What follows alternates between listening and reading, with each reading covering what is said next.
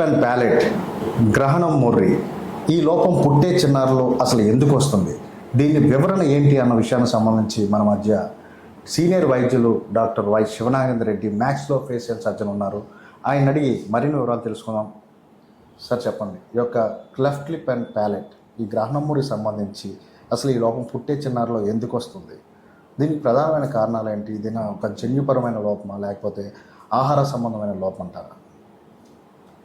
ఈ cleft lip and palette అంటే గ్రహణం మొర్రి అనేది మనకి ఎస్పెషలీ సౌత్ ఇండియాలో ఒక అపోహ ఉంది. ఏంటంటే గ్రహణం రోజున ఈ గర్భిణీ స్త్రీలు బయటకు వచ్చిన ఆ కిరణాల వల్ల ఈ గ్రహణం అనేది వస్తుంది అనే అపోహ ఉంది. అది ముమ్మాటికి చాలా తప్పండి. ఈ మెయిన్ 2 రీజన్స్ ఉన్నాయి. ఒకటి మేనరికపు వివాహాలు, 2 జన్యుపరమైన లోపాలు. ఈ 2 కాకుండా ఆహారం, మనకు సమతుల్యమైన ఆహారం తీసుకోవడం అనేది చాలా ముఖ్యం. చాలామందికి సమతుల్యమైన ఆహారము అది అందుబాటులో అనేది మనకు భారతదేశంలో చాలా కష్టంగా దొరుకుతుంది. ఎందుకంటే కొంచెం అన్నం ఏదో ఒక కూర పచ్చడి కలుపుకొని తినేస్తూ ఉంటారు చాలామంది. సమతుల్యమైన ఆహారంలో రోజు గుడ్డు ఇటువంటివన్నీ కూడా ఇప్పుడు అంగన్వాడీ కేంద్రాల ద్వారా గవర్నమెంట్ ఇస్తుంది. ఇదే కాకుండా మనకి వంశపారంపరంగా అంటే 3rd జనరేషన్, ఇప్పుడు పెద్దవాళ్ళు ఉంటారు, 3rd జనరేషన్ అంటే ఒక తాతకు వస్తే వాళ్ళ ముని మనవడికి మళ్ళీ వచ్చే ఛాన్సెస్ ఉంటాయి. సో ఎక్కువ ఇది మేల్స్ ఫీమేల్స్ కూడా ఈక్వల్గానే డిస్ట్రిబ్యూట్ అవుతూ ఉంటుంది. మళ్ళీ 3వది వచ్చి జన్యుపరంగానే మనకి అతి దగ్గర సంబంధాలు అంటే మేనమామ కూతుర్ని వివాహం చేసుకోవడం, అదే మళ్ళీ ఇంకో జనరేషన్కి కూడా చేసుకోవడం, అంటే దగ్గర సంబంధాలనే ఫ్యామిలీ లోపలనే పెళ్ళిళ్ళు చేసుకుంటున్న ఫ్యామిలీస్లో కూడా ఇటువంటి జన్యుపరమైన లోపాలు చాలా ఉన్నాయి. ఇప్పుడు ఈ మధ్య ఏంటంటే వయసు పెరిగే కొద్దీ పిల్లల్ని కనొచ్చు, మనం స్థిరపడిపోయిన తర్వాత పిల్లల్ని కనొచ్చు అనే ఉద్దేశంతో చాలామంది లేడీస్ ఎస్పెషల్లీ 35 years దాటి పిల్లల్ని కనే వాళ్ళల్లో కూడా ఇటువంటిది చాలా ఎక్కువ వస్తుంది. ఈ గ్రహణం మొర్రి అనేది ప్రపంచవ్యాప్తంగా 1 in 1000 అంటే పుట్టిన ప్రతి 1000 మందిలో ఒకళ్ళకు ఉంటే, చైనాలో దీని ఇన్స్టెన్స్ 1 in 600 ఉంది, మన ఇండియాలో 1 in 900 ఉంది. ఇంతకుముందు 1 in 800 ఉండేది, కొంచెం తగ్గింది. సో ఆఫ్రికన్ కంట్రీస్లో అసలు 1 in 2000 ఉంటుంది. అది యాక్చువల్గా చాలా ఆశ్చర్యకరమైన విషయం. వాళ్ళ జన్యుపరంగా కూడా స్ట్రాంగ్గా కూడా ఉండొచ్చు అందులో. సో ఈ మెయిన్ ఈ అపోహ అనేది ఒకటి తీసేసి సమతుల్యమైన ఆహారం తీసుకుంటే డెఫినెట్గా ఈ ఎటువంటి అంటే ఈ ఒక్క గ్రహణం మొర్రి కాకుండా ఎనీ జెనెటిక్ డిసీజెస్ రావడానికి చాలా తక్కువ ఛాన్సెస్ ఉంటాయి. ఈ గ్రహణం మొర్రి లోపాన్ని సరిచేయడానికి అంటే సెపరేట్ చేయడానికి సంబంధించి ఏజ్ ఎలిజిబిలిటీ ఏమైనా ఉంటుంది అంటారు? మంచి క్వశ్చన్ అడిగారు మీరు.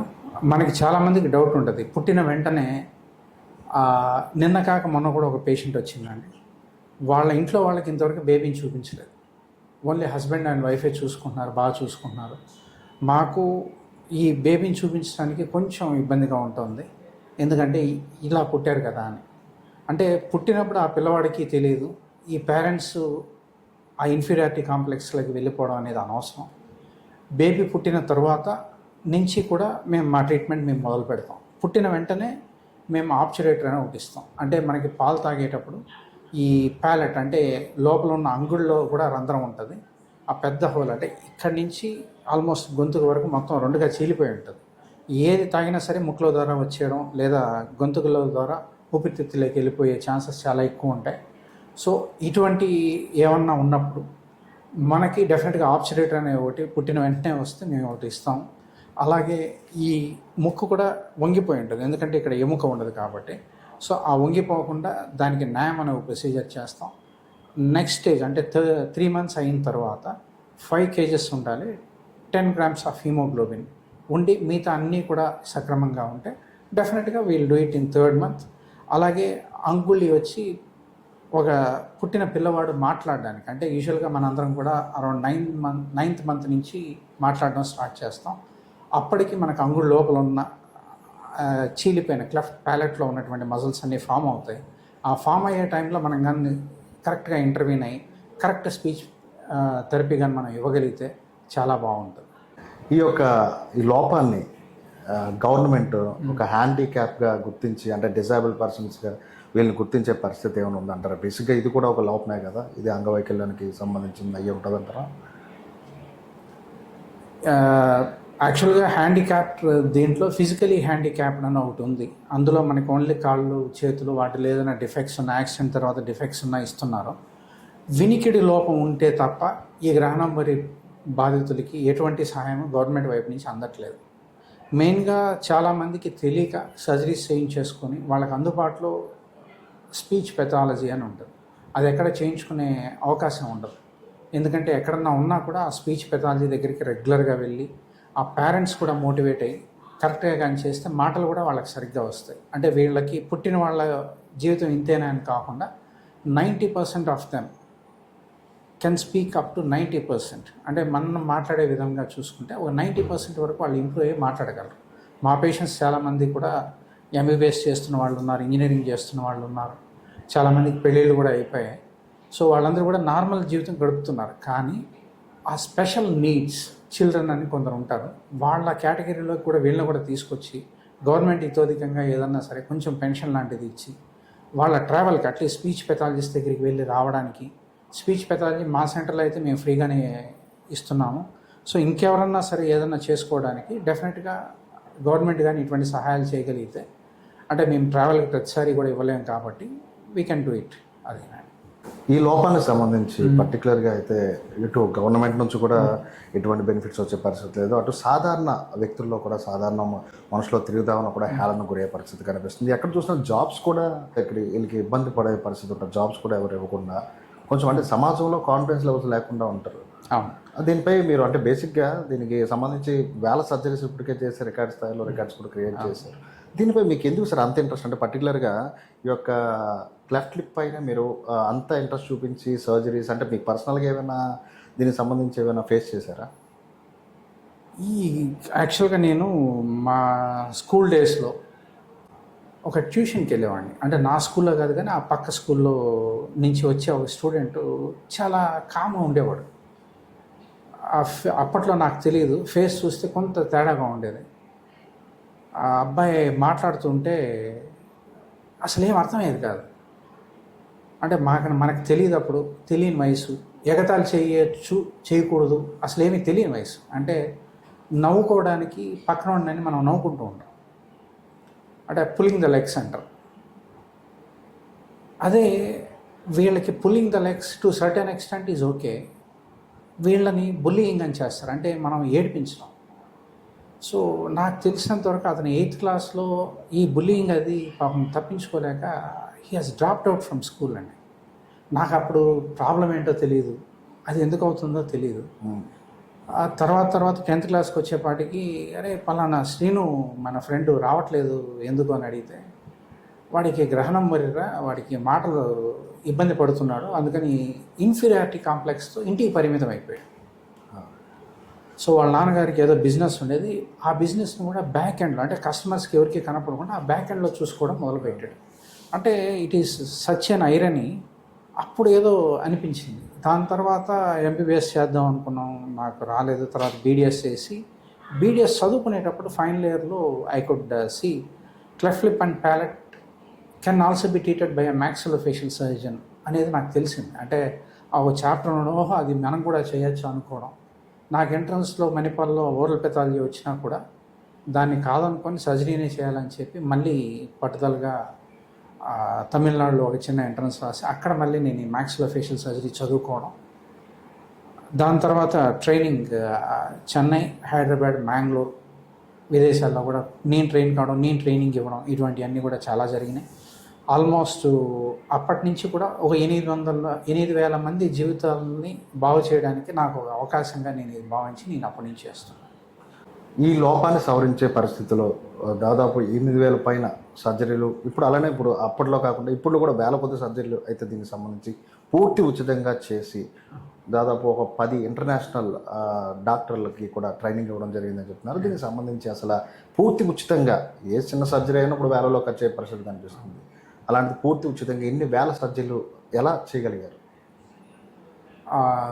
యాక్చువల్గా అయితే స్టార్టింగ్లో మేము ఈ రోటరీ ఫ్రెండ్స్ వీళ్ళ ద్వారా తీసుకొని ప్రేమ హాస్పిటల్ ఉచితంగా ఈ సర్జరీస్ చేసేవాడిని. ఆదినారాయణరావు గారు, డాక్టర్ ఆదినారాయణరావు గారు, ఇంకా ఉన్నారు పద్మశ్రీ ఆదినారాయణరావు గారు, అలాగే డాక్టర్ పుల్లారెడ్డి గారు చాలా హెల్ప్ చేసేవాడిని అండి.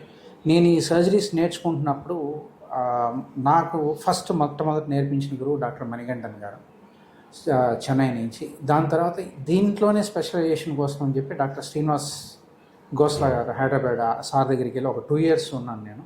అక్కడ ఉన్నప్పుడు విదేశాల నుంచి వచ్చిన డాక్టర్స్తో పాటుగా నేను ట్రైనింగ్ అయ్యి వాళ్ళ దీంట్లో నేను ట్రైన్ అయ్యాను. తర్వాత లాస్ట్లో fine tuning of my skills కోసం అని చెప్పి డాక్టర్ కృష్ణ శ్యామారావు, అప్పట్లో మ్యాంగ్లూరులో ఉండేవాళ్ళు, సారీ ఇప్పుడు బెంగళూరులో ఉన్నారు, అక్కడ కూడా వెళ్ళి నేర్చుకోవడం జరిగింది. అప్పట్లోనే కొంత ఈ స్మైల్ ట్రైన్ అని అవి ఇవి కొంత ఏవో వచ్చాయి. దాని తర్వాత DCKH అంటారు, అంటే జర్మన్స్ ఫండింగ్ చేస్తూ 2008 నుంచి 2022 వరకు నేను కంటిన్యూస్గా వాళ్ళ ఆధ్వర్యంలోనే డాక్టర్ కృష్ణ శ్యామరావు గారు వాళ్ళని తీసుకొచ్చి నాకు పరిచయం చేయడం మూలంగా అప్పుడు సర్జరీస్ చేశాను. ఇప్పుడు ఈ మధ్య కాలంలో దోషి స్మైల్స్ అని చెప్పి డాక్టర్ నితిన్ దోషి అని చెప్పి యుఎస్లో ఉంటారు ఆయన.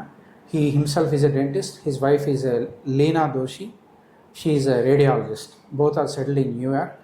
వాళ్ళిద్దరూ కూడా నెక్స్ట్ 3 yearsకి ఎన్ని సర్జరీస్ చేయడానికైనా సరే ఫండింగ్ వాళ్ళు అరేంజ్ చేసి ఫండ్ చేస్తున్నారు.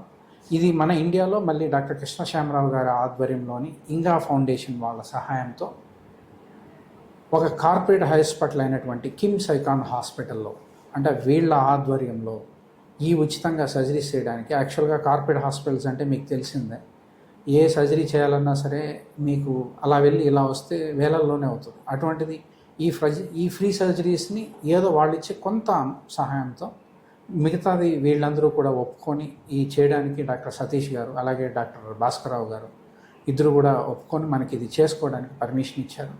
సో మామూలుగా అయితే ఇంత పెద్ద కార్పొరేట్ హాస్పిటల్స్లో ఇటువంటి చారిటీ జరగడం అనేది చాలా అరుదు. వైజాగ్లో చేస్తున్న అతిపెద్ద చారిటీ ఇక్కడే జరుగుతోంది. సో మేము ఇక్కడ స్టార్ట్ చేసాం. ఇది యాక్చువల్గా మనకి ఈ గ్రహణమూరి పేషెంట్స్కి లాంగ్ టర్మ్ ఫాలోఅప్ అంటారు. అంటే నేను ఇంతకుముందు మీకు మెన్షన్ చేసినట్టు 3 months 9 months కాకుండా 7th yearలో ఈ లిప్ ప్యాలెట్తో పాటు మనకి మధ్యలో కూడా ఇది ఎముక, అంటే మన పంటి బయటకు వచ్చే ఎముక కూడా డిఫెక్ట్ ఉంటుంది. దాన్ని 7th yearలో చేస్తాం మనం. ఇది అయిపోయిన తర్వాత ఈ క్లిప్ ట్రీట్మెంట్, అంటే ఓన్లీ గ్రహణమూరి పేషెంట్స్కి ఆర్థో క్లిప్ ట్రీట్మెంట్ చాలా కాస్ట్లీ అయినటువంటి ట్రీట్మెంట్ని మనం దాన్ని కూడా సంవత్సరానికి 30 నుంచి 60 మందికి ఉచితంగా చేస్తున్నాం. సో అది చేసిన తర్వాత 13th or 14th yearలో మనకి ఈ జా, అంటే యూజువల్గా మనం ఇన్ని సర్జరీస్ చేయడం మూలంగా ఈ పై జా గ్రోత్ ఆగిపోద్దండి. ఈ జా ముందుకు నార్మల్ గ్రోత్ ఉంటుంది. సో దీన్ని అలైన్ చేసుకున్న తర్వాత ఈ జాని మనకి నార్మల్గా తీసుకురావడానికి ఇంకో సర్జరీ చేస్తాం, అంటే అది 4th సర్జరీ అవుతుంది. 5th సర్జరీ రైనోప్లాస్టీ, అంటే ముక్కు డెఫినెట్గా అంతో ఎంతో డిఫెక్ట్ ఉంటుంది మనకి, దాన్ని కూడా మేము ఉచితంగానే ఫ్రీగానే చేస్తాం. అంటే పుట్టిన దగ్గర నుంచి మా దగ్గర పేషెంట్ 18th year వరకు ఖచ్చితంగా ఫాలోఅప్లో ఉంటాడు. సో నేను మీకు ఇంతకుముందు మెన్షన్ చేసినట్టు చాలామంది ఇటువంటి సర్జరీస్ ఈ కంప్లీట్ స్టెప్స్ తీసుకున్న తర్వాత మనకి ఒక టచ్లో ఉన్న వాళ్ళు తక్కువ ఉంటారు. బట్ నా దగ్గర ఇంజనీరింగు, డాక్టరు లేదా డిగ్రీ చేసి బయట ఉద్యోగాలు చేసుకునేవాళ్ళు, ఈ స్పీచ్ థెరపీ కరెక్ట్గా ఫాలో అయిన వాళ్ళకి కూడా స్పీచ్ చాలా బాగుంటుంది. మొన్న ఒక అమ్మాయి వచ్చింది ఫాలోఅప్కి, when she was singing I felt so happy. అంటే ఈ సింగింగ్ కూడా వస్తుందా ఈ విధంగా, అంటే అఫ్కోర్స్ అంటే మనకి అదో సాటిస్ఫాక్షన్, అంటే the result that shows is very heart warming and satisfaction. So ఆ దోషి స్మైల్స్ అయిన డాక్టర్ నితిన్ దోషి, డాక్టర్ లీనా దోషి గారికి, ఆ బోర్డ్ ఆఫ్ డైరెక్టర్స్ అయిన నీలి దోషి, డాక్టర్ శ్యామ్ సేత్కి కూడా మేము కృతజ్ఞతలు తెలుపుకుంటూ దీన్ని మొత్తానికి ఇక్కడికి తీసుకురావడానికి సహకరించినటువంటి డాక్టర్ కృష్ణ శ్యామరావు గారు, డాక్టర్ చేతన గారికి కూడా నా కృతజ్ఞతలు తెలియజేస్తున్నాను. అయితే మొత్తానికి ఈ యొక్క గ్రహణమూరి అనే లోపాన్ని సరిచేయడానికి దాదాపు 5 సిట్టింగ్స్లో సర్జరీ చేసే పరిస్థితి కనిపిస్తుంది. దీనికి దాదాపు ఎంతో ఖర్చుతో కూడిన పరిస్థితి. ఒక మనిషి ఒక రూపురేఖలో రావాలి అంటే ఈ లోపంతో ఉన్న వారికి దాదాపు 5 సిట్టింగ్స్లో సర్జరీ చేయడం జరుగుతుందని చెప్తున్నారు. ఏదైనప్పుడు కూడా వీళ్ళ యొక్క మొహాల్లో చిరునవ్వులు అందించే ప్రయత్నంలో శివనాగేంద్రలో కనిపిస్తుంది. దీనికి సంబంధించి వాళ్ళ సంతోషమే నా యొక్క జయం అంటూ తను ముందుకు సాగడం జరుగుతుంది. కెమెరా పర్సన్ జయతో శివప్రసాద్, News 4 వైజాగ్.